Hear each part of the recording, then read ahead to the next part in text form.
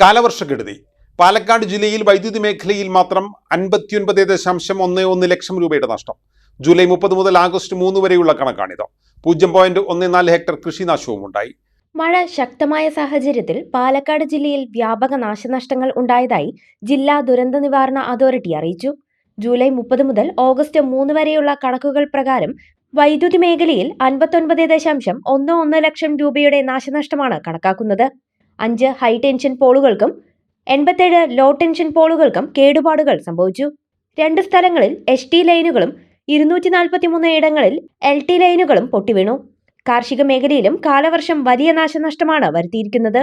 Nemmara അയിലൂരിൽ 2 തെങ്ങുകളും ചളവറയിൽ 0.1 hectare കിഴങ്ങുവർഗ വിളകളും ഉൾപ്പെടെ 0.14 ഹെക്ടറിലെ കൃഷി നശിച്ചു. ജൂലൈ 30 മുതൽ ജില്ലയിൽ 4 വീടുകൾ പൂർണ്ണമായും 45 വീടുകൾ ഭാഗികമായും തകർന്നു. അവസാന 24 മണിക്കൂറിൽ പാലക്കാട് താലൂക്കിലെ പെരുവെമ്പ്, കൊടുമ്പ് ജില്ലകളിൽ ഓരോ വീടുകൾ വീതം പൂർണ്ണമായി തകർന്നു. അകത്തേത്തറ, മലമ്പുഴ, അലനല്ലൂർ, തച്ചനാട്ടുകര, അമ്പലപ്പാറ, ചെറുപ്പുളശ്ശേരി, തൃത്താല, കുത്തനൂർ, പെരിങ്ങോട്ടുകുറിശി, മംഗലം ഡാം, തിരുവേഗപ്പുറ തുടങ്ങിയ വില്ലേജുകളിലായി 14 വീടുകൾക്കും ഭാഗികമായി കേടുപാടുകൾ ഉണ്ടായി. നിലവിൽ ജില്ലയിൽ ദുരിതാശ്വാസ ക്യാമ്പുകളൊന്നും പ്രവർത്തിക്കുന്നില്ല. ചെറുപ്പുളശ്ശേരി വില്ലേജിൽപ്പെട്ട കോട്ടക്കുന്നിൽ മണ്ണിടിച്ചിൽ റിപ്പോർട്ട് ചെയ്തിട്ടുണ്ട്. 2 ഡാമുകളാണ് ജില്ലയിൽ തുറന്നത്. കാഞ്ഞിരപ്പുഴ ഡാമിൽ ജലനിരപ്പ് 95.91 മീറ്ററിലെത്തിയതിനെ തുടർന്ന് 3 ഷട്ടറുകൾ 10 സെന്റിമീറ്റർ വീതം തുറന്നുവിട്ടിട്ടുണ്ട്.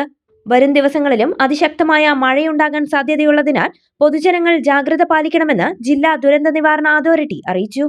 കാർഷിക മേഖലയ്ക്ക് പുത്തൻ ഉണർവേകാൻ അഗ്രികൾച്ചറൽ സെന്റർ അടയ്ക്കാവുത്തൂർ.